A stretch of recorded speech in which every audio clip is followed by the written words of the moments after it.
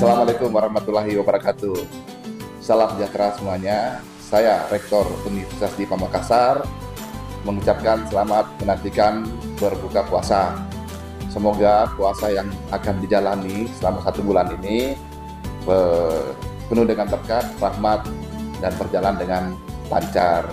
Sekaligus juga hari ini saya menginfokan bahwa Universitas Dipa Makassar lagi menerima mahasiswa baru untuk program S1, dan kami juga baru melaunching program S2, program Magister Informatika.